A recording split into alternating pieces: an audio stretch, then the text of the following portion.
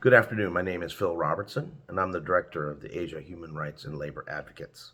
It's a pleasure to have this opportunity to address this important side event in preparation for the upcoming UPR session on Cambodia. I want to thank Mu Sochua and the Khmer Movement for Democracy for inviting me to take part. The UPR process is a very important opportunity for stock taking about how a country's human rights situation has changed over the past 4 years. In the case of Cambodia, that's 2019 to 2023 that we're talking about today. Sadly, for Cambodia, this assessment is remarkably easy to do.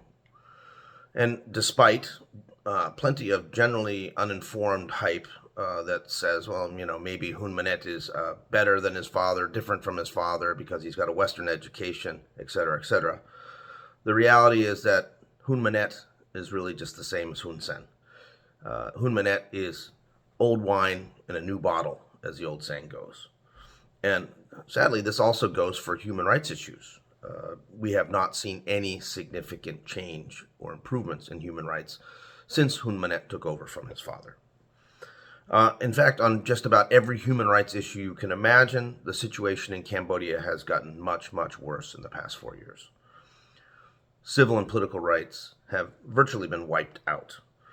Just look what's happened to freedom of expression, freedom of association, and freedom of peaceful public assembly. We've seen prosecutions skyrocket against persons for critical commentary online. It looks like the government has a group of people trolling the internet to find people saying anything negative about the government and hitting them very hard with criminal charges. Public protests are now nearly impossible in Phnom Penh and other areas of the country, and those who still dare to protest face retaliation and arrest. And also, opposition political parties are under concerted attack by the government. As we all know, the CNRP was dissolved back in 2017 under bogus politically motivated charges. And now its successor, the Candlelight Party, is being systematically targeted by the government, with party leaders at all levels facing harassment, arrest, and prison on fabricated or trumped-up charges. It seems every day I get another phone call from a Candlelight Party member, activist, or leader who's crossed the border into Thailand seeking refuge. In March 2023, opposition party leader Kem Sokha was sentenced to 27 years in prison on the basis of completely bogus, totally fabricated charges of leading a so-called color revolution against the government. This so-called color revolution only exists in the imagination of former Prime Minister Hun Sen, who was made up as an excuse to take down the CNRP. But now, today, Kem Sokha is serving a 27-year prison sentence. And in fact, that prison sentence is just as long as the current one faced by Aung San Suu Kyi, who has been imprisoned by the military junta in Myanmar. The parallels are shocking. We've got Kem Sokha and Aung San Suu Kyi both convicted by kangaroo courts.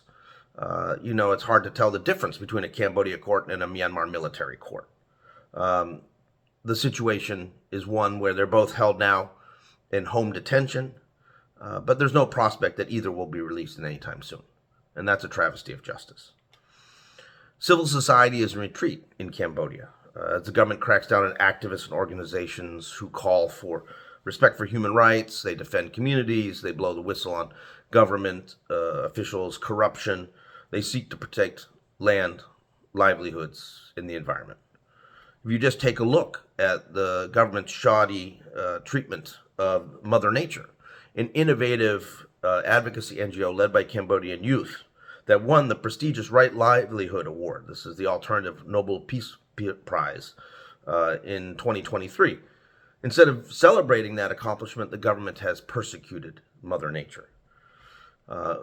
We've seen activists, for instance, like Zung Seng Guruna, one of the leaders of the human rights group Ad Hoc, who was recently forced to flee overseas with his family after facing lawsuits and likely criminal charges from the Cambodian People's Party, who were directed to attack him by this now CPP leader, Hun Sen. Facing such attacks, it's not a surprise that many NGOs and community-based organizations, have decided that they need to self-censor to protect themselves and survive to live another day. And just a few days after World Press Freedom Day, on May 3rd, it's also obvious that Cambodia has joined the ranks of its authoritarian neighbors like Vietnam, Laos, and Myanmar as one of the most repressive governments in the region dealing with its media. With the exception of one small remaining news service, it's clear that the national independent media in both Khmer and English languages have been completely wiped out in Cambodia.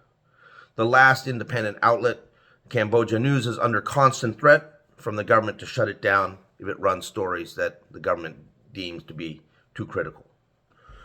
The government's forced shutdown of VOD News in February 2023 for reporting on an article that actually quoted a government spokesperson describing Hun Manet's role in authorizing earthquake aid to Turkey, well, it was a travesty of the highest order.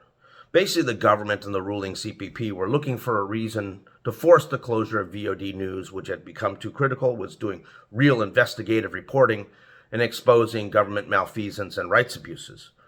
And this was the weak excuse that the government came up with to shut VOD News down. But, when you've got the police, the military, the prosecutors, the courts, ministries, both houses of parliaments in your pocket, as Hun Sen and now Hun Manet do, then sadly you don't really need evidence or a good excuse or a good reason. You just can exercise power, you can force your way through, and you can threaten people if they don't comply with the order. And that was what was done with VOD News. That's what's been done to various NGOs, and that's what's being done to people's organizations and community-based organizations all across the country every day. All this has become possible because the Cambodian People's Party effectively destroyed democracy. They destroyed democracy in the 2018 elections, the national elections, in which the CNRP had been dissolved, so there was no real opposition. And they did so again in 2023 when they prohibited the Candlelight Party from running. It's a pretty simple formula. You just make sure that you have no real opponent. It's like boxing alone. Hun Sen is dancing around the ring and declaring victory after boxing against a bunch of nobodies, the so-called Firefly parties, which in fact, he and others knew never had a chance to do anything because the main opposition parties have been dissolved through administrative means. This is not democracy. Any opposition leaders who we've seen actually who have now proven stubborn, the Candlelight Party people who are still standing up, are facing attacks. And we saw them face attacks by thugs connected with the ruling CPP in the run-up to the 2023 elections. And others have faced arrests and imprisonment on bogus and politically motivated charges. So that's the executive summary of the Cambodian human rights record that the international community will be reviewing at the UPR tomorrow in Geneva. Let's hope that the international community does a better job in Geneva than they do in Phnom Penh in standing up for human rights in Cambodia. Thank you very much.